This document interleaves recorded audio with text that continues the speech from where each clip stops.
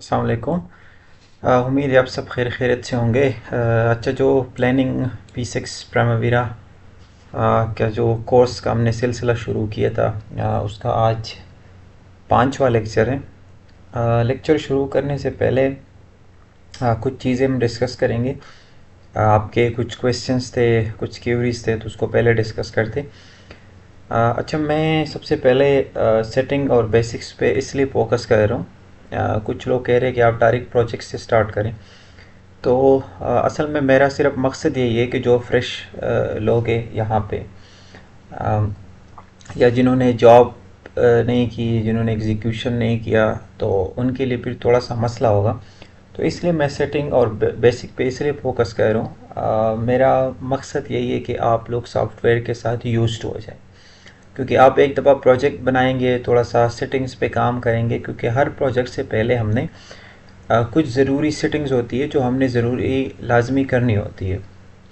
तो अगर आप वो सेटिंग ना करके डायरेक्टली प्रोजेक्ट पे स्टार्ट करेंगे तो फिर आप लोगों को थोड़ा सा मुश्किल आएगा, और जब मुश्किल आता है तो फिर बंदा इधर उधर घूमता फिरता है और कोई समझ नहीं आती।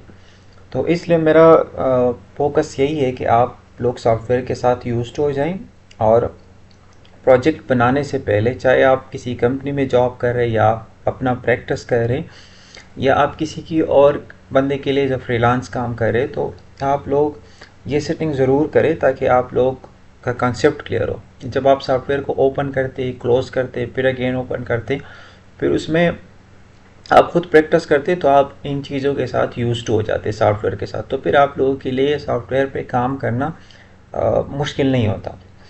दूसरी बात ये कि जो भी लेक्चर्स खुद आप देख रहे हो, तो उसको आगे लोगों के साथ शेयर करें, क्योंकि कुछ लोग पहले लेक्चर से हमें ज्वाइन कर रहे हैं, कुछ दूसरे से कर रहे हैं, कुछ तीसरे से कर रहे हैं, तो लोगों को पता नहीं होता। तो फिर बाद में वो हमें जब रीच करते तो वो कहते हैं कि हमारे हमसे 3 लेक्चर हुए, 4 हुए। तो इतना कोई मुश्किल नहीं है।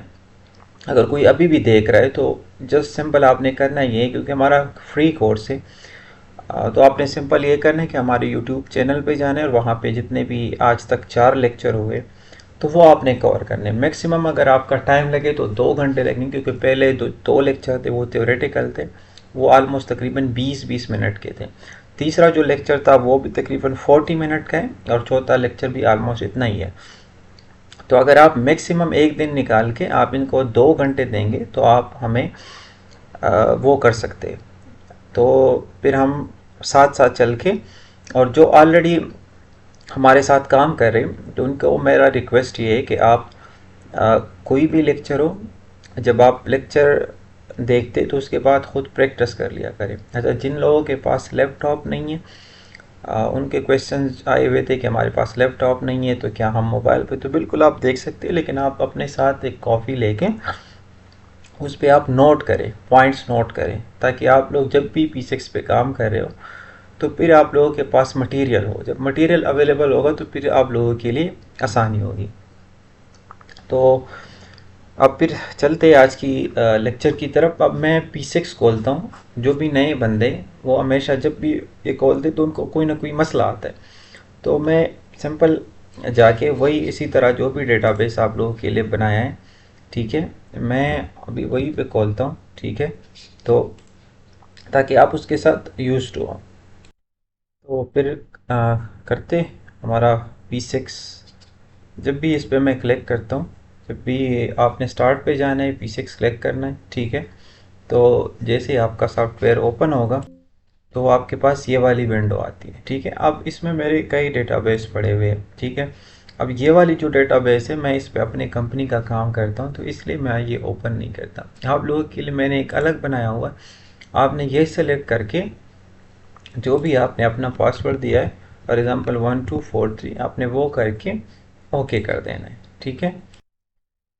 ठीक हो गया। तो अभी जैसे मैंने ओपन किया डेटाबेस जो भी अपना था, तो आप लोगों के पास डायरेक्टली ये एक्टिविटीज़ की विंडो ओपन होगी। अब हमें कैसे पता चलेगा एक्टिविटीज़ की विंडो ओपन है? आपने यहाँ पे ये करके ये देख लीजिएगा, तो यहाँ पे आप जब जाएंगे तो आपको पता चल जाएगा कि ये हमारी एक्टिविटीज़ विंडो ओपन है। अब जो कि हम सेटिंग्स डिस्कस कर रहे थे, प्रोजेक्ट्स की सेटिंग, इसके बाद हम प्रोजेक्ट हमने ऐड किया था। तो हम अभी जाएंगे प्रोजेक्ट्स की सेटिंग पे, क्योंकि हम अभी सेटिंग्स डिस्कस करें। तो आपने इंटरप्राइज पे आना है, प्रोजेक्ट्स पे नहीं जाना। कुछ लोग प्रोजेक्ट्स में प्रोजेक्ट को सर्च कर रहे थे, उनको मसला आ रहा था, ठीक है। फिर आपने जाना है प्रोजेक्ट्स पे, ठीक है। जैसे ही प्रोजेक्ट्स पे आप जाएंगे तो यहाँ पे ये क्लिक करेंगे तो आप लोगों के पास जितने भी प्रोजेक्ट्स की विंडो है, जो भी ईपीएस की विंडो है, हर एक ईपीएस है, जो कि लास्ट लेक्चर में हमने डिस्कस किया था। ईपीएस क्या होता है, प्रोजेक्ट्स क्या होते हैं, प्रोजेक्ट को किस तरह क्रिएट करना है, ठीक है। फिर हम ये सेटिंग्स की बात कर रहे थे। अब जब ये विंडो आप लोगों की ओपन होती है तो यहाँ पे आप लोगों का प्रोजेक्ट पड़ा हुआ है। ये मैंने इसलिए वो किया हुआ है, कोलैप्स किया हुआ है, ताकि आप लोग कंफ्यूज ना हो। हम एक ही प्रोजेक्ट को लेके चलेंगे, उस पर सारा वर्क करेंगे।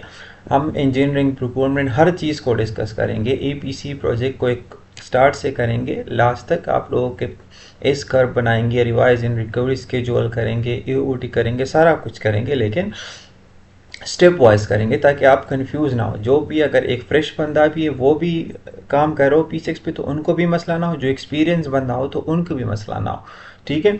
अगर जो एक्सपीरियंस बंदा है, जो ऑलरेडी जॉब कर रहा है और उसको थोड़े बहुत मसला आ रहे, तो वो भी लेक्चर देख सकते ताकि उसका कंसेप्ट वगैरह डेवलप हो, क्योंकि मैं इसलिए डिटेल से पढ़ा रहा हूँ।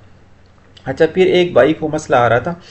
उसका ये था कि उसका एक ये ईपीएस के जो ईपीएस का ये ईपीएस वगैरह उसके शो नहीं हो रहे थे, ठीक है। अब उसने पता है क्या किया हुआ था। अब उसने किया ये था कि आप वो आया था इधर, ठीक है, और उसने लिस्ट पे क्लिक किया हुआ था, ठीक है। तो उसकी विंडो इस तरह शो हो रही थी। अब जितने भी प्रोजेक्ट हैं सारे वो यहाँ पे शो हो रहे हैं, ठीक है। हमारा जो प्रोजेक्ट है कंस्ट्रक्शन ऑफ रेजिडेंशियल बिल्डिंग 123 मैंने इसलिए ताकि थोड़ा सा यूनिकनेस हो, ताकि आप लोगों को पता लगे, तो इसलिए मैंने खुद से ही नेम दिया हुआ है, ठीक है। तो ये सारे प्रोजेक्ट इसके शो हो रहे थे, तो एपीएस नहीं हो रहा, तो उसको मसला आ रहा। तो कह रहे थे कि मेरा तो वो जो ग्रीन और वाइट है वो शो नहीं हो रहा। तो वो सिंपल आपने करना क्या कि आपने जाना है अगेन ग्रुप एंड सॉर्ट पे, ठीक है। ग्रुप एंड सॉर्ट पे अगेन आपने ईपीएस पे जाना है, ठीक है।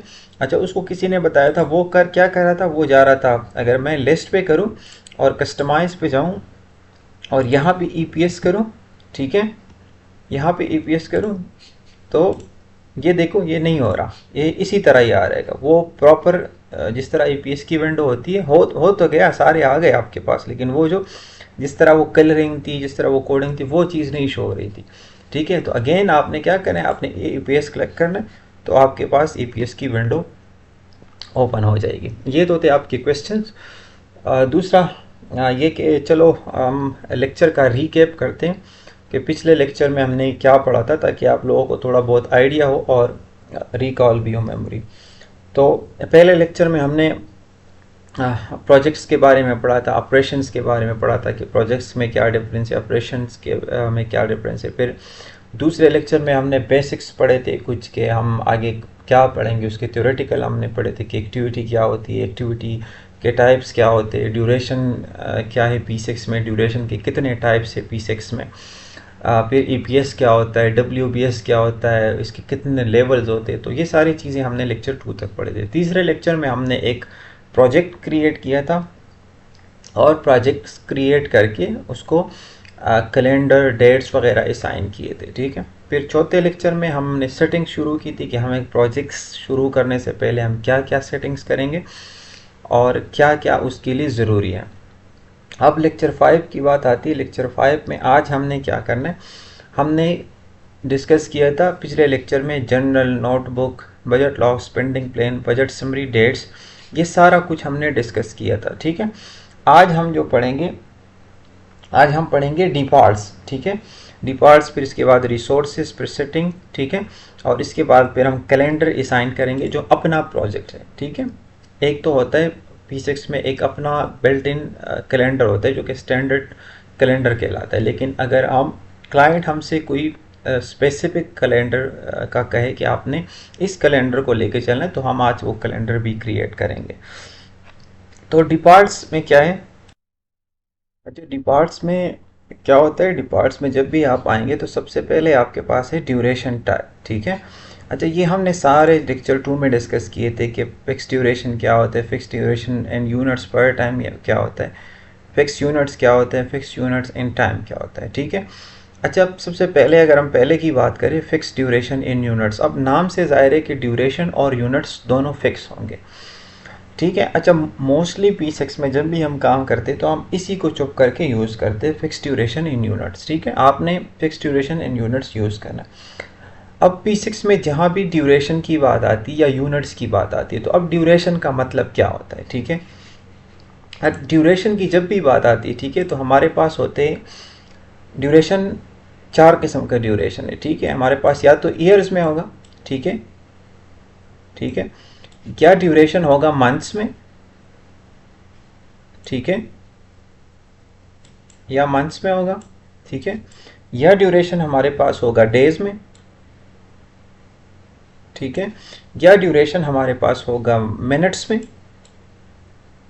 या होगा हॉर्स में, ठीक है। फिर इसके बाद है यूनिट्स, फिक्स ड्यूरेशन इन यूनिट्स। अब जब यूनिट्स की बात आती है, ठीक है, ठीक है, जब यूनिट्स की बात आती है तो हमारे पास 3M जो हमने लास्ट टाइम पढ़ा भी था, 3 किस्म के यूनिट्स है, ठीक है, 3 किस्म के हमारे पास यूनिट्स है। तो सबसे पहले उसमें क्या है, वो है 3M, वो है मशीनरी, ओके। फिर है man power, machinery already name से जाहिर है, जो कि नॉन लेबर भी होता है, नॉन लेबर, इसको मशीनरी कहते हैं, नॉन लेबर, ठीक है। फिर इसके बाद मैन पावर है, वो है लेबर, ठीक है, इसको याद रखें ताकि आप लोगों को बाद में मसला ना हो। फिर तीसरा है हमारे पास मटेरियल, ठीक है, मटेरियल जो कि सीमेंट, सैंड, ये सारा कुछ आता है मटेरियल में। तो ये हमारे पास होता है फिक्स ड्यूरेशन इन यूनिट्स। अब जो कि फ्रेश हजरात है, आप इतना डीप में ना जाए, आपने सबसे बस यही याद रखना है कि हमने यूज़ करना है by default fix duration in units हमने यूज़ करना है। फिर कुछ सिनारियोज आते हैं जिसमें हम फॉर एग्जांपल ये यूज़ करते हैं फिक्स ड्यूरेशन इन यूनिट्स पर टाइम या फिक्स यूनिट्स। अब इनको हम फिर डिटेल में पढ़ेंगे, बट फिलहाल के लिए क्योंकि लेक्चर काफ़ी लेंथी हो जाता है और हमने काम भी करना है आहिस्ता आहिस्ता, तो अपने चुप करके यही रखना है। फिर परसेंट कंप्लीट टाइप क्या होता है, परसेंट कंप्लीट टाइप ये होता है कि ड्यूरेशन फिजिकल इन यूनिट्स, ठीक है। तो अगर आप कंट्रैक्टर के साइड पे तो आपने फिजिकल यूनिट रखना है। फिर जब आप कभी किसी प्रोजेक्ट पे काम कर रहे होते हैं तो हम प्रोजेक्ट से पहले डिसाइड करते हैं, आपको क्लाइंट बता देता है कि हमने किस परसेंट कंप्लीट टाइप पे अपना प्रोजेक्ट को एग्जीक्यूट करना है। एग्जीक्यूशन के टाइम पे हमने जो परसेंट कंप्लीट टाइम है, जब आप एग्जीक्यूशन करोगे तो इन तीनों को हम बड़े डिटेल से पढ़ेंगे। शुरू में मैं इसलिए नहीं बताना चाह रहा क्योंकि जब हम काम करेंगे तो उस टाइम जब चीज़ डिस्कस करेंगे, काम आप क्यों कब सीखते हो। जब भी मैं P6 पे काम करता हूँ तो मैंने अगर कोई चीज़ सीखा है तो मुझे जब भी कोई मसला आया तो मैं फिर उसी टाइम वो चीज़ बंदा खुद सीख जाता है, ठीक है। लेकिन जब आप कंट्रैक्टर की साइड पे काम कर रहे हो तो आपने इसको फिजिकली रखना है, ठीक है। वो फिर हम क्लाइंट के साथ डिस्कस करते हैं कि हमने कौन सा रखना है, ठीक है। अच्छा, कुछ लोग समझते हैं ना कि काफ़ी सारे प्लानिंग इंजीनियर जो होते हैं वो ये समझते हैं कि ये ड्यूरेशन परसेंट कंप्लीट जो होता है, ठीक है, और ये जो दूसरा होता है ये फिज़िकल, ठीक है, ये दोनों सेम है, ठीक है। बट ये गलत है, ये सेम नहीं है।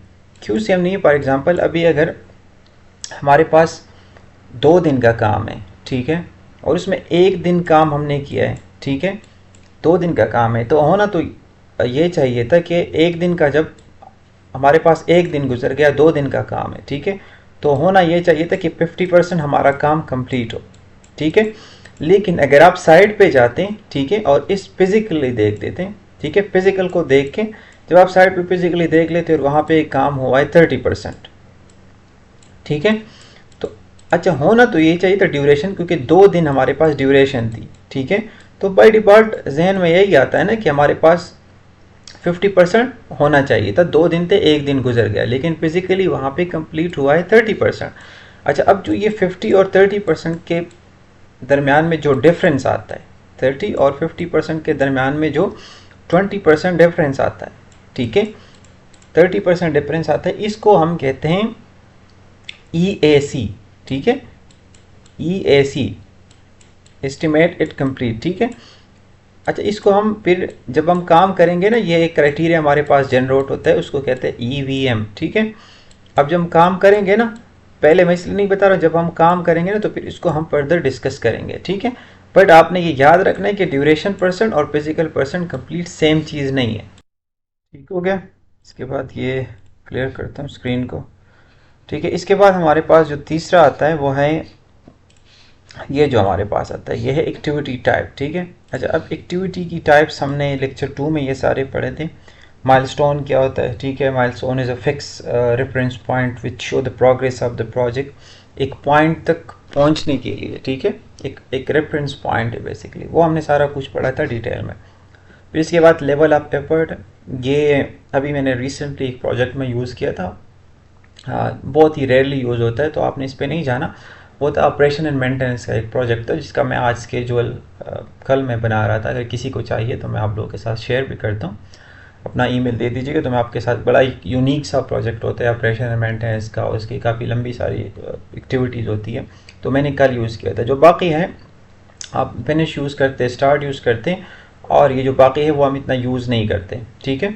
तो आपने क्या करना है, आपने इसको बाई डिफ़ॉल्ट हमेशा टास्क डिपेंडेंट रखना है, ठीक है। अब टास्क क्या है, टास्क बेसिकली है work in a given time, ठीक है, कि आपके पास एक स्पेसिफिक टाइम है और आपने उसमें वो काम करना है, ठीक है। तो हमारी वो एक्टिविटी होती है टास्क डिपेंडेंट, ठीक है। फिर इसके बाद आता है कास्ट अकाउंट, या तो जो चीज़ें यूज़ नहीं होती हम उस पर इतना टाइम नहीं लेते, उसको डिस्कस भी नहीं करता, ठीक है। तो ये चीज़ इतना यूज़ नहीं होता, इसको आप फिलहाल के लिए रहने दीजिए, अब इसका कोई यूज़ नहीं, इसको ना छेड़िए, ठीक है। इसके बाद आता है हमारे पास कैलेंडर, ठीक है। अच्छा, अब जब भी आप एक कंपनी ज्वाइन करते, ठीक है, तो आप एक कंपनी जो है ना वो as a senior planning engineer नहीं ज्वाइन करते, ठीक है।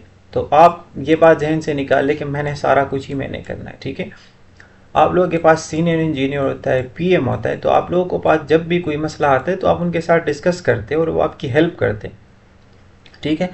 तो इतना कोई मसला नहीं होता। फिर आते हैं कैलेंडर की तरफ। अच्छा, कैलेंडर हमारे पास दो तरह के कैलेंडर होते हैं, ठीक है। एक हमारे पास होता है कैलेंडर डेज कैलेंडर, ठीक है, ये हमेशा याद रखिएगा। एक होता है कैलेंडर डेज कैलेंडर, ठीक है। अब जब आप कंपनी ज्वाइन करेंगे और फिर आपको ये चीज़ें नहीं पता होगा तो फिर मसला होता है, ठीक है। Calendar days C for calendar, ठीक है। दूसरा हमारे पास होता है वर्किंग डेज कैलेंडर, ठीक है, वर्किंग डेज कैलेंडर। अच्छा, इसमें क्या फ़र्क है, कैलेंडर डेज जो है ना ये मोस्टली यूज़ होता है जब हम टेंडर लेवल पे स्केड्यूल करते हैं, ठीक है, टेंडर लेवल पे, ठीक है। और या कोई क्लाइंट आपको कहे कि आपने जो स्केड्यूल बनाना है वो आपने कैलेंडर डेज पे बनाना है, ठीक है। फिर वर्किंग डेज पे क्या होता है, अच्छा कैलेंडर डेज में इसमें कोई वेकेशन वगैरह हम कंसिडर नहीं करते मोस्टली, ठीक है।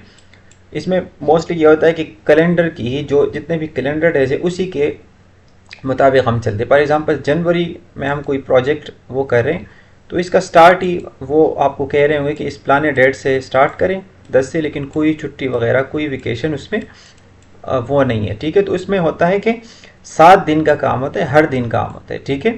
घंटे वो आपको बता देंगे कि हमने 8 घंटे का काम करना है या 10 का करना है, तो वो बनेगा या 7/8 का बनेगा या वो बनेगा 7/10 का, अगर वो 10 घंटे का काम आपसे मांग रहे हैं। तो ये होता है कैलेंडर डेज, ठीक है।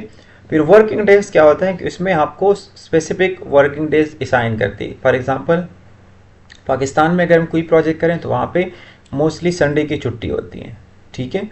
तो वो कहते हैं कि आपने 6/8 का या 6/10 का कैलेंडर बना के असाइन कर देना है, ठीक है।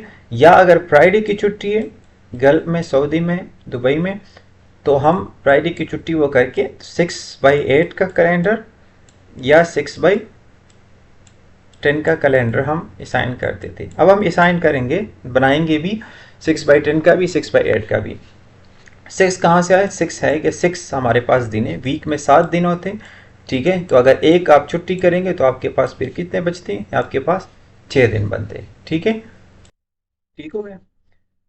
तो इसके बाद मैं इसको स्क्रीन को क्लियर करूँ। अच्छा, इसके बाद आपने जो भी ये प्रोजेक्ट का कैलेंडर है, क्योंकि हम जिस प्रोजेक्ट पे काम कर रहे हैं तो हमने उसी प्रोजेक्ट का एक सेपरेट कैलेंडर बना के उसी प्रोजेक्ट को असाइन करने, क्योंकि हर प्रोजेक्ट क्योंकि जो यूनिक होता है तो किसी का कैलेंडर सेम नहीं होता। कोई प्रोजेक्ट होते हैं वो 7 वर्किंग डेज पे काम कर रहे होते हैं, कोई 6 वर्किंग डेज पे काम कर रहे होते, कोई 5 वर्किंग डेज पे भी काम कर रहा होता है। ठीक है, तो इसमें बाय डिफॉल्ट अगर आप यहाँ पे क्लिक करेंगे, हम कैलेंडर की टॉपिक को डिस्कस करें, तो यहाँ पे बाई डिफॉल्ट कैलेंडर बने हुए। ठीक है, लेकिन अभी यहाँ पे देखिए 5/10 भी बना हुआ है, 6/24 भी है, 7/24 भी है। ठीक है, लेकिन हम हमने क्योंकि अपना एक कैलेंडर बनाना है। ठीक है, जब आप अपना कैलेंडर बनाएंगे तो वह यहाँ पे शो होगा। ठीक है, अब यहाँ पे एक स्टैंडर्ड बाई डिफॉल्ट है तो वहाँ पे शो नहीं हो रहा। तो अब हमने अब कैलेंडर क्रिएट किस तरह करना है, फिर इसको असाइन किस तरह करना है। असाइन करेंगे तो वो इस होल प्रोजेक्ट के लिए वही कैलेंडर होगा। ठीक है, तो चलते हमने किस तरह अब कैलेंडर को क्रिएट करना है और किस तरह हमने इसको असाइन करना है। ठीक है, अच्छा कैलेंडर के लिए अब आपने क्या करना है, आपने जाना है एंटरप्राइज पे। ठीक है, एंटरप्राइज में सारा कुछ है, आप प्रोजेक्ट्स भी यहाँ से ओपन कर सकते हैं, OBS, ठीक है, रिसोर्सेज, सारा कुछ आप यहाँ से ओपन कर सकते हैं। अब हमने जाना है कैलेंडर पे। ठीक है, क्योंकि हमारा टॉपिक है कैलेंडर। एक्टिविटी कोड भी हमने यहाँ से जनरेट किया था, प्रोजेक्ट कोड। ठीक है, एक्टिविटी नहीं, अभी प्रोजेक्ट कोड हमने लास्ट लेक्चर में पढ़ा था। तो हमने आपने जाना है यहाँ कैलेंडर पे। ठीक है, अब मैं प्रोजेक्ट कैलेंडर बना रहा हूँ। ठीक है, अब ये देखिए ना, यहाँ पे 3 ऑप्शन है, ग्लोबल, रिसोर्स, प्रोजेक्ट। ठीक है, अब रिसोर्स का भी एक अलग कैलेंडर आप बना सकते हैं। ठीक है, अब जब वो टाइम आएगा तो हम बनाएंगे, इंशाल्लाह मैं आपको सिखाऊंगा वो भी। आपने क्लिक करना है प्रोजेक्ट पे। ठीक है, अब आप ये देखें आपकी एक विंडो खाली शो हो रही है। ठीक है, तो अब हमने एक अपना प्रोजेक्ट क्रिएट करना है, अपना कैलेंडर क्रिएट करना है। ठीक है, अपने प्रोजेक्ट के लिए आपने सिंपल ऐड पे क्लिक किया। ठीक है, ठीक है, ये आपको जब आप ऐड पे क्लिक करेंगे तो ये जगह जो है ना, ये आपको खाली नज़र आ रही होगी। ठीक है, अगर किसी भाई का इसमें यहाँ पे कोई भी प्रोजेक्ट या स्टैंडर्ड या कुछ भी कैलेंडर नज़र आ रहा हो तो वो सिंपल उस पर क्लिक करके ये डिलीट का ऑप्शन दबा के तो वो डिलीट हो जाएगा। ठीक है, अब चूंकि मेरे यहाँ पे कुछ नज़र नहीं आ रहा, मैंने क्रिएट करना है, तो मैं सिंपल ऐड पे क्लिक करूँगा। जैसे ही मैं ऐड पे क्लिक करता हूँ, ठीक है, तो मेरे पास ये विंडो पॉपअप हो जाता है। अब यहाँ पे हमने क्या करना है कि इसको मैं एडिट भी कर सकता हूँ, लेकिन मैंने क्योंकि अपना प्रोजेक्ट सेपरेट कैलेंडर बनाना है तो मैं इस पर यहाँ पे क्लिक करूँगा। ठीक है, जैसे मैं यहाँ पे क्लिक करता हूँ, मैं इसको क्लियर करूँ। ठीक है, जैसे मैं यहाँ पे क्लिक करता हूँ तो मेरे पास न्यू कैलेंडर यहाँ पे अपीयर हो जाता है। अब इसको मैंने अपने, क्योंकि मैं अपने प्रोजेक्ट के लिए बना रहा हूँ, तो मैं इसको लिख देता हूँ कि NLC, ठीक है, residential building calendar, RBC shortcut में देता हूँ। आप कोई भी नाम दे सकते हो, मैं सिर्फ अपनी आसानी के लिए ये दे देता हूँ। ठीक है, अब इस पे जब हमने ये नाम दिया, इसके बाद हमने इसको जो भी क्लाइंट के रिमार्क्स है या आपने खुद जो भी आपने रखना है उसके लिहाज से आपने इसको मॉडिफाई करना है, आपने एडिट करना है कि हमारे 6 वर्किंग डेज है, 7 वर्किंग डेज है, तो किस तरह आप एडिट करेंगे इसको, आपने जाना है मॉडिफाई पे। ठीक है, मॉडिफाई पे आप जब जाएंगे तो आपने जाना है फिर डिटेल वर्किंग आवर पे। ठीक है, अगर आपने वर्किंग आवर चेंज करनी है, ठीक है, तो आप वो चेंज कर सकते हैं। फॉर एग्जांपल अब ये 7 to, अगर आपने किसी को नॉन वर्क करना है, फॉर एग्जांपल मैं 8 से काम शुरू करता हूँ, मैं इस पर क्लिक करता हूँ। ठीक है, इसको नॉन वर्क में कर देता हूँ। ये देखिए इसका कलर ये नॉन वर्क है, ये जो वाइट है ये वर्क है। इस पर क्लिक करता हूँ, इसको नॉन वर्क कर देता हूँ। ठीक है, ठीक है, अब इसको मैं कर देता हूँ ओके, तो ये हमारे पास फिर वो एडिट हो जाता है। अब मैंने इसमें और चीज़ सेटिंग करनी है। फॉर एग्जांपल अब मैं कहता हूँ कि मेरे पास ये मेरा वर्किंग डेज जो है वो 7 है। ठीक है, मैं अब 5 दिन काम नहीं करना चाहता। ठीक है, अब इस पर क्लिक करें, इस पर क्लिक कर इसको नॉन वर्क करें। ठीक है, ठीक हो गया। तो इस तरह आप इसमें चेंजेस वगैरह कर सकते हैं। ठीक है, फिर आप अगर आते हैं कि आपने किस किस दिन काम करना है, किस दिन काम नहीं करना, तो आपने वर्क वीक पे आना है। ठीक है, अब जब भी आप संडे पे क्लिक करेंगे तो ये हमारे पास नॉन वर्किंग डे, अब ये देखिए ना सारा इस कलर ये, जब आप मंडे पे क्लिक करेंगे तो मंडे को हमारा वर्किंग डे। ठीक है, तो ये इसमें ये वाइट नज़र आए, ये वर्किंग आवर। ठीक है, लेकिन वर्किंग आवर पे आप इतना फोकस ना करें, वो कोई मसला नहीं है प्लानिंग इंजीनियर के लिए। बस हमने डे को काउंट करना है, किस दिन हमने काम करना है, किस दिन हमने काम नहीं करना। ठीक है, अपने स्पेसिफिक आवर्स पे नहीं जाना कि किस घंटे में एक लेबर काम कर रहे किस पे नहीं कर।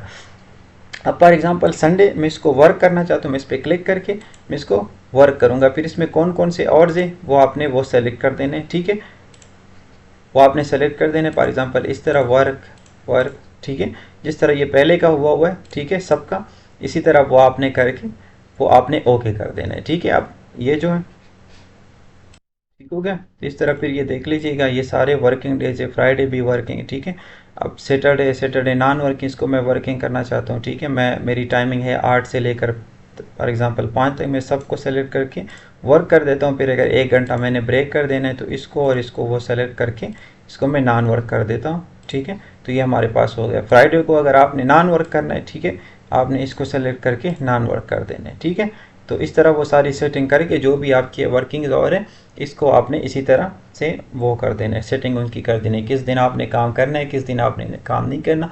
इसको ओके करें। ठीक है, फिर ओके करें। ठीक है, तो आपके पास अभी एनएलसी जो आप अपनी आपकी रिक्वायरमेंट है, आप उसी के लिहाज से मैंने जस्ट आपको एग्जांपल के लिए वो सेटिंग की वर्किंग, और आप अपनी तरफ से जिस तरह भी आप एडजस्ट करना चाहते, 8 to 5 रखना चाहते, 8 to 4 रखना चाहते, या 8 to 6 रखना चाहते, दरम्यान में 1 घंटे का ब्रेक है, तो वर्क और नॉन वर्क करके वो आप इस तरह एडजस्ट कर सकते। ठीक है, अब जब इसको क्लोज करेंगे, ठीक है, ठीक हो क्या, या इसमें अगर आप आते हैं, ठीक है, कैलेंडर्स पे आके इसी कैलेंडर को आप मॉडिफाई पे क्लिक करें। ठीक है, अगर आपने वर्क वीक में यहाँ पे आना है, ठीक है, किस दिन आपने कितना काम करना है, 8 घंटे करना है। अगर आप उस तरीके से नहीं करना चाहते जिस तरह मैंने डिटेल में क्लिक किया, अगर आप स्पेसिफिक आवर करना चाहते तो आप वो तरीका अप्लाई कीजिएगा। ठीक है, अगर आप नहीं करना चाहते, आपने सिर्फ 8 घंटे का काम करना है, तो आपने इधर 8 करना है, 8 8 8। ठीक है, अगर आपने फ्राइडे को काम नहीं करना तो 0। ठीक है, सैटरडे को भी काम करना है तो 8। ठीक है, और आपने यहाँ पे क्लिक कर देना है। ठीक हो गया, आपने वर्किंग आवर्स 8 पे वो करके आपने इसको ओके कर देना है। ठीक हो गया, ठीक हो गया। इस तरह फिर अगर आपने टाइम पीरियड चेंज करना है, पहले तो वो तरीका है जो आप इसमें कंफ्यूज ना हो, पहले वो तरीका था आपने अगर डिटेल यहाँ से वो क्लिक करके एक एक दिन में किस किस टाइम पे आपने काम करना है, 8 to 6 करना है, 8 to 5, फिर ये तरीका करना है। अगर आपने डिटेल वर्किंग आवर पे नहीं जाना, आपने सिंपल ये करना है कि मैंने किस किस दिन कितने कितने घंटे काम करने हैं। ठीक है, तो आपने फिर टोटल वर्क आवर पे क्लिक करना है, वर्क वीक क्लिक करना है, यहाँ से आपने उसकी जो वर्किंग आवर है वो आपने सेट कर देनी है। फॉर एग्जांपल 8 8 घंटे आप यहाँ पे काम कर रहे हो, थर्सडे को भी 8 कर देता हूँ। ठीक है, फ्राइडे को नहीं करना, 0 करना है, फ्राइडे को भी करना है, 7 डेज आपने काम करना है, तो आपने इसको भी क्लिक करके ओके कर देना है। टाइम पीरियड आपका क्या होगा, फॉर एग्जांपल आपने 8 घंटे का या भी 10 घंटों के साथ सेट हुआ हुआ है। ठीक है, अगर आपने 8 घंटे का करना है तो पर डे कितने घंटे बनते हैं, हमारे पास 8 बनते हैं। ठीक है, फिर और पर वीक कितने बनते हैं, वीक में अगर हमारे पास 7 दिन है, ठीक है, तो अगर 7 दिन हम 7 दिन काम कर रहे हैं तो फिर हमने 7 × 8 करना है। अगर हमने 6 डेज का काम करना है, फॉर एग्जांपल हमारे पास 6 डेज हैं, तो हमने 6 8 से मल्टीप्लाई करके यहाँ पे 48 लगाना है। ठीक है, फिर इस मंथ में कितने घंटे होते हैं, ठीक है, मंथ में होते 4 वीक्स होते। ठीक है, तो और वीक में कितने घंटे आ रहे हैं, 48 आ रहे हैं। ठीक है, तो इसको मल्टीप्लाई बाय सिंपल आपने 48 को मल्टीप्लाई बाय 4 कर देना, तो वो आपके पास 224 समथिंग जो भी आता है। ठीक है, कैलकुलेशन आप खुद करिए। फिर पर ईयर कितने होते हैं, एक साल में 12 मंथ होते हैं, 12 को आपने इसी से मल्टीप्लाई करना है। ठीक है, तो आपके पास ये आ जाएगा 2440 या 2280, जो भी आपके पास आता है। ठीक है, तो मेरे पास कैलकुलेटर नहीं कि मैं करूँ, तो आपके ने यहाँ पे ये सारी चीज़ें सेट कर देनी। अगर आपके पास 10 घंटे, ठीक है, 10 घंटे आपने काम करना है पर डे, यहाँ पे 10 लगाना है। ठीक है, वर्क वीक में कितने घंटे बनते हैं, 10 मल्टीप्लाई बाई 6, अगर आपने 6 दिन का काम करना है। ठीक है, अगर आपने 10 घंटे काम करना है, ठीक है, 10 घंटे काम करने और सातों के सातों दिन करने, तो 7 मल्टीप्लाई बाई 10, तो यहाँ पे 70 आएगा।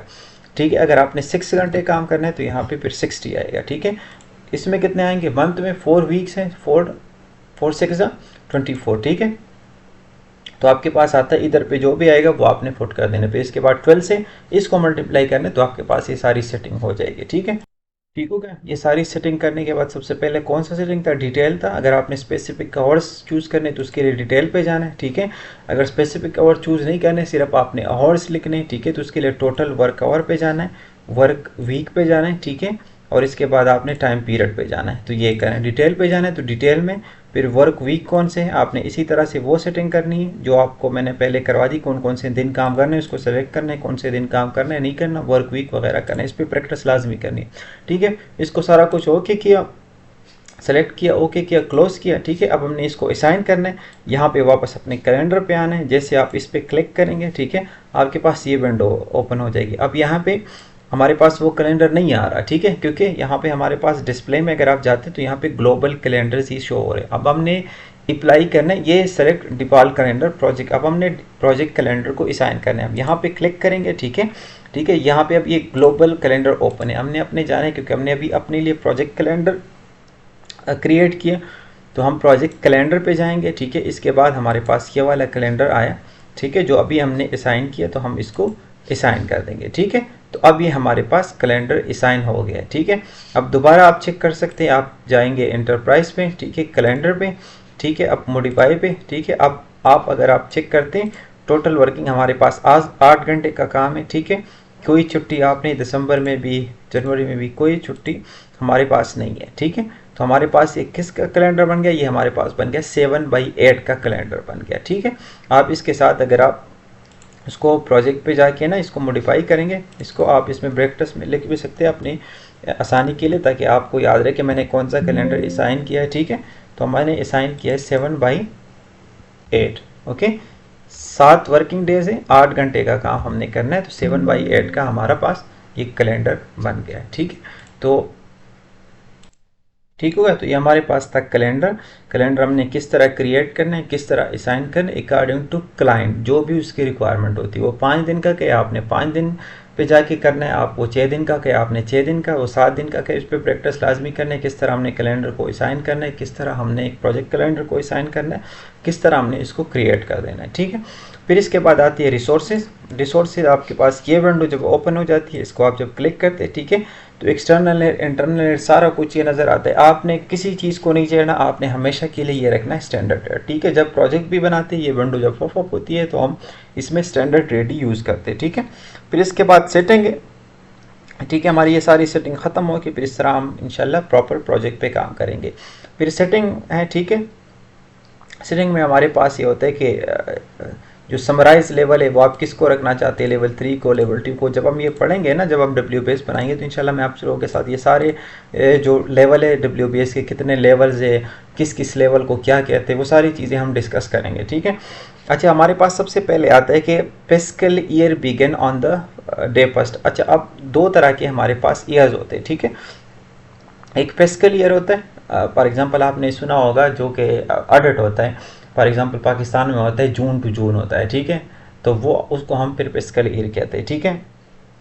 या अगर हम सऊदी अरेबिया की बात करें, दुबई की बात करें, तो वहाँ पे ऑडिट होता है मोस्टली जनवरी टू जनवरी। मतलब फॉर एग्जांपल अब आजकल जॉब्स भी नहीं आ रही, तो मोस्टली यहाँ पे ऑडिट हो रहा है और ये चीज़ें चल रही होती, तो यहाँ पे फिर प्रोजेक्ट्स थोड़े से रुके होते हैं, ठीक है। तो अगर अब क्लाइंट कहे कि आपने फिस्कल ईयर रखना है तो आपने वो रखना है, ठीक है। अगर नहीं तो अपने सिंपल जो हमने जो हमारा नॉर्मल वो होता है तो हम जनवरी का ही वो रखते हैं, ठीक है, ठीक होगा।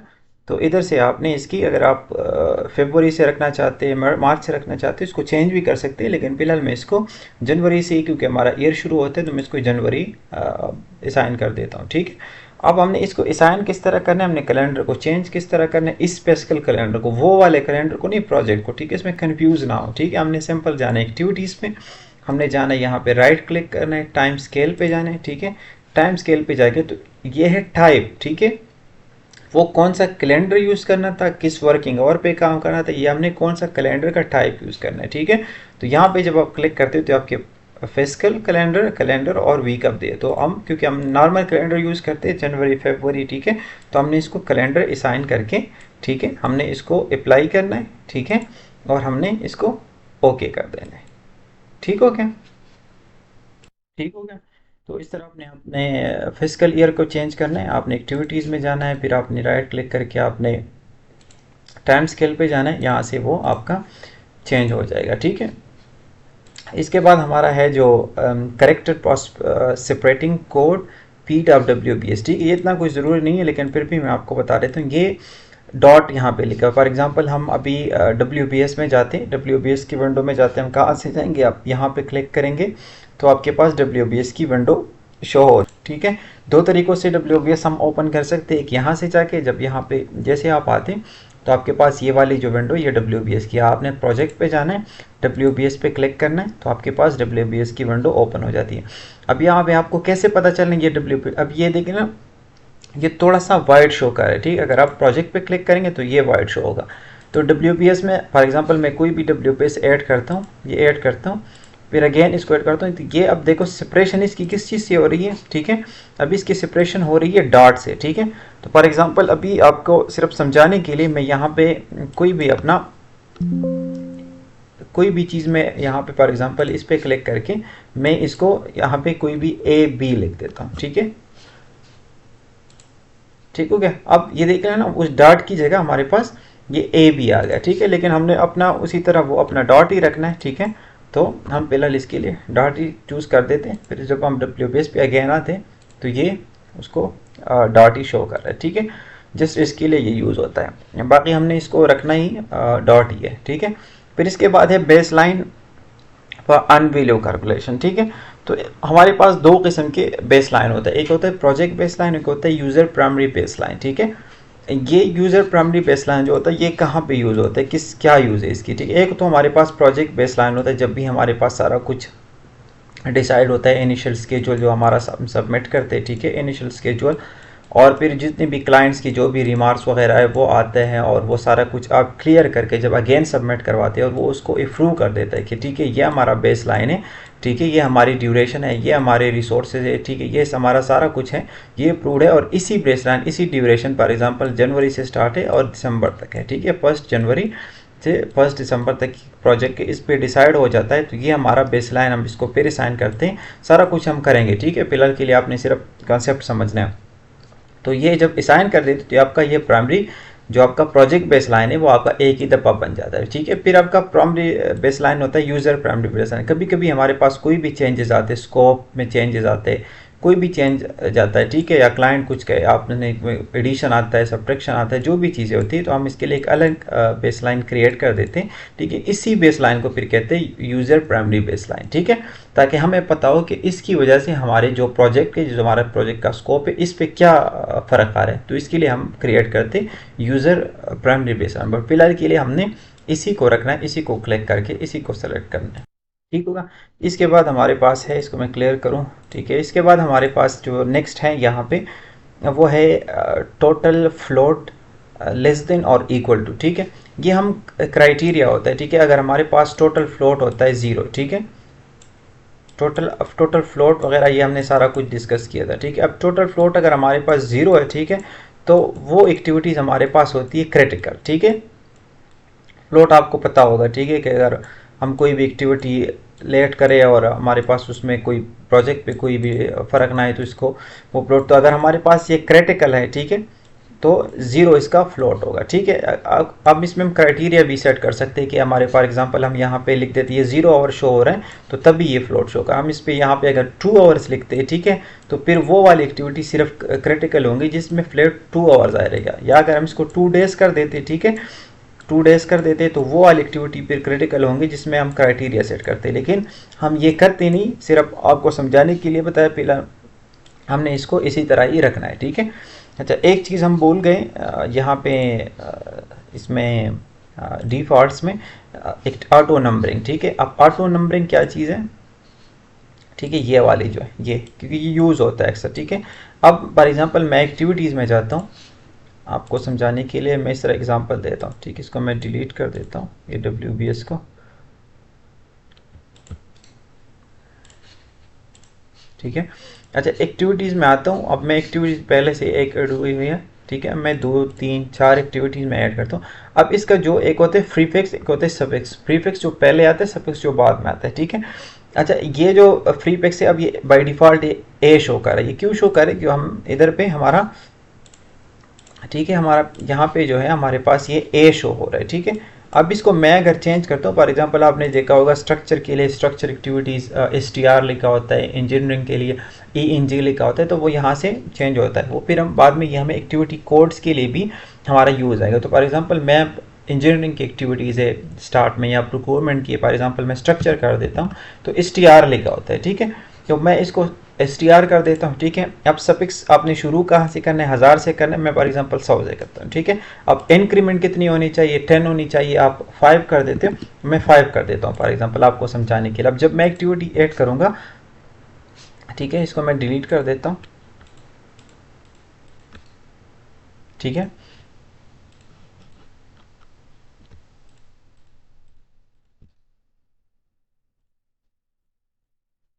अब वो मैंने चेंज किया स्ट्रक्चर में, ठीक है, एस टी आर में चेंज किया। अब जब मैं एक्टिविटी ऐड करूँगा तो इसका जो सफिक्स है वो आप देख लीजिएगा, एस टी आर शो हो रहा है, 100 से एक्टिविटी हमारी स्टार्ट हो रही है, ठीक है। और अब जब मैं दूसरी एक्टिविटी ऐड करूंगा तो इसमें कितना वो डिफरेंस कितने आ रहे हैं, 105, ठीक है, वो 5 का इंक्रीमेंट आ रहा है, ठीक है। इस तरह अगेन 110 आना है, इसके बाद 115 आएगा, फिर 20 आएगा। तो इस तरह आप ये एक्टिविटीज़ का जो प्रीफिक्स है वो आप इस तरह अपने यूज़र अपने आसानी के लिए आप इसको वो चेंज कर सकते हैं, ठीक है। और इसमें जितना भी वो इंक्रीमेंट रखना है वो भी आपने, आप 5 कर लेते हो, आप 10 करते हो तो 10 कर सकते हो, ठीक है। अब इसको अगेन मैं ए कर देता हूँ, ठीक है, बाई डिफ़ॉल्ट जिस तरह था, ठीक है, 1000 कर देता हूँ, ठीक है, और इसको 10 कर देता हूँ, ठीक है। अब जब मैं अगेन इस पे जाऊँगा, ठीक है, अब मैं ऐड करूँगा तो मेरे पास वो जब मैं इसको डिलीट करके दोबारा उसको वो करूँगा तो मेरे पास फिर वही वाली शो होगी, ठीक है। ठीक हो गया। तो ये तो थी आपकी जो सेटिंग जो कि प्रोजेक्ट शुरू करने से पहले हम करते हैं। इसके बाद थोड़ी सी और सेटिंग है, वो हम इसको भी डिस्कस करते हैं आज। इसके बाद आपने जाना है एडमिन प्रेफरेंसेस में, ठीक है। अब यहाँ पे अगर आप क्लिक कीजिएगा first day of the week, ठीक है, तो आपने अगर फॉर एग्जांपल फ्राइडे की छुट्टी रखी हुई है तो आप सैटरडे को first day of the week consider कर सकते हैं। अगर आपने संडे की छुट्टी रखी हुई है, ठीक है, तो आप मंडे को कर सकते हैं। तो हम फॉर एग्जांपल हम अगर गल्फ रीजन में करें तो हमारी फ्राइडे को छुट्टी होती है, तो यहाँ पे हम सैटरडे को ही सेलेक्ट करते हैं, ठीक है। मैं आज सारी सेटिंग ये वगैरह ख़त्म करूँगा। सेटिंग्स के बाद हम फिर WPS वगैरह बना के एक प्रॉपर प्रोजेक्ट पे काम कर लेंगे, लेकिन ये सेटिंग ज़रूरी है। मैं इसलिए इस पर फोकस करूँ ताकि आप सॉफ्टवेयर से यूज्ड हो जाए, आप इन चीज़ों में चाहे कभी एडमिन प्रेफरेंसेस में, कभी यूज़र प्रेफरेंसेस में, ये सारा कुछ हम करेंगे। इसलिए मैं आपको एक एंड पे बताऊंगा भी कि हमने आज तक क्या किया, और वो नेक्स्ट लेक्चर तक आपने सारा कुछ कवर कर लेना। ये चीज़ें हम करेंगे, हमारा कंसेप्ट डेवलप होगा, सारी चीज़ें ख़त्म हो जाएंगे। फिर उसके बाद एक प्रोजेक्ट को लेके चलेंगे, स्टेप वाइज चलेंगे, इसकी कर्व्स बनाएंगे, हर चीज़ हम करेंगे, ठीक है। अच्छा, इसके बाद है डिफ़ॉल्ट ड्यूरेशन। अच्छा, ये अगर आप जाएंगे हम एक्टिविटीज़ पे ना, ठीक है, मैं आपको शो कर देता हूँ, ठीक है। अगर हम जाएंगे एक्टिविटीज़ पे, हम ऐड कर देते हैं, ठीक है, फिर इसके बाद एक और एक्टिविटी ऐड कर देते हैं, ठीक है। अब हमारे पास जितने भी अब हमारे पास अगर आप यहाँ पे देखते हैं ना, हमारे पास हम एक कॉलम ऐड करते हैं। यहाँ पे कॉलम किस तरह ऐड करना है, यहाँ पे राइट क्लिक करना है, ठीक है, यहाँ पे राइट क्लिक करना है, हमारे पास आता है, ठीक है। तो ये अगर आप बाय डिफ़ॉल्ट कोई भी एक्टिविटी ऐड करते हैं, ठीक है, तो आपके पास जितनी भी वो वहाँ पे ड्यूरेशन शो हो रही है, ठीक है, तो वो यहाँ पे आपकी वो ड्यूरेशन शो हो जाती है, ठीक है। इसके बाद बाकी जो सेटिंग है इसको फिलहाल आप ना छेड़िए, इसको फिर हम जब हम करेंगे साथ साथ तो इसको फिर हम डिस्कस करेंगे, क्योंकि ये फिर थोड़ा सी हाई लेवल की हो जाती है जो भी इनिशियल, ठीक है। इसको हम फिलहाल छेड़ते नहीं है, ठीक है। अच्छा, अगर किसी भाई के पास जब वो शुरू में P6 ओपन करते हैं और एक ऑप्शन आता है वो इंडस्ट्री वाला, एक एरर आता है, ठीक है, तो आपने सबसे पहले इसको सेलेक्ट करना है, ठीक है। एडमिन प्रेफरेंसेस में आके आपने आना है इंडस्ट्री पे, ठीक है। वो एक शुरू में एक ऑप्शन आता है ओके का, ठीक है, वो एक एरर सा आता है। तो अगर आपने इसमें एडमिन प्रेफरेंस पे आना है, ठीक है, इंडस्ट्री पे आना है, इंजीनियरिंग एंड कंस्ट्रक्शन को सेलेक्ट करके क्लोज कर देना है, तो वो जो एरर वाला ये इस तरह का एक एरर ऑप्शन आता है, वो फिर एरर आपके पास नहीं आएगा, ठीक है। तो फिलहाल के लिए आज इतना काफ़ी था, क्योंकि नेक्स्ट लेक्चर में हमने सीधा सेटिंग्स पे बात नहीं करनी। यहाँ तक हमारी सेटिंग्स सारी बेसिक्स चीज़ें हमारी ख़त्म हो गई, लेक्चर 1 से लेकर लेक्चर 5 तक। लेक्चर 6 में हम WBS को डिस्कस करेंगे। WBS होता क्या है, इसके कितने लेवल्स हैं, हम इसको जनरेट करेंगे, हम इसको फिर वेटेज देंगे, हम इसको फिर काम करेंगे, स्टेप बाय स्टेप हर चीज़ को उस पर हम काम करेंगे, सारे तरीके हम काम करेंगे। P6 पे जितने भी तरीके, चाहे वो वेटेजेस का है, चाहे वो इंडिविजुअल एक्टिविटी की कास्टिंग होती है, या जितने भी तरीके हम सारा डिस्कस करेंगे। तो नेक्स्ट में हम एक प्रॉपर प्रोजेक्ट पे काम करेंगे, एक WBS क्रिएट करेंगे और इसी को फिर लेके उसी प्रोजेक्ट को लेके हम उस पर काम करेंगे। अच्छा, फिलहाल के लिए आपने क्या करना है नेक्स्ट लेक्चर तक, क्योंकि हमने अभी तक जो चीज़ें पढ़ी उसका मैं एक रिकैप देके, क्योंकि आप उसको एक असाइनमेंट समझ के ये एक कर लीजिएगा, ठीक है। आपने सबसे पहले अपने प्रोजेक्ट क्रिएट करना है, ठीक है, ठीक है।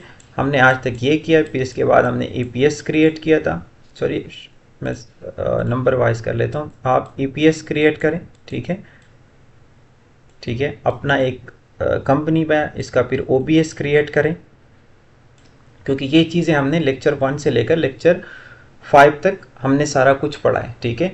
इसके बाद हमने प्रोजेक्ट क्रिएट किया, ठीक है, पहले हमने एपीएस क्रिएट किया था, फिर ओबीएस क्रिएट किया था, फिर इसके बाद हमने प्रोजेक्ट क्रिएट किया। ठीक है, इसके बाद हमने फिर हमने जो है वो करेंसी को क्रिएट किया था। ठीक है, इसको असाइन भी किया था। फिर हमने प्रोजेक्ट का जो कमिटमेंट डेट है, जो प्रोजेक्ट का स्टार्टिंग डेट है, ठीक है, वो हमने प्रोजेक्ट क्रिएट करते वो असाइन किया था। ठीक है, और आज जो हमने पढ़ा है सेटिंग्स और कैलेंडर असाइन, ठीक है, एंड क्रिएट।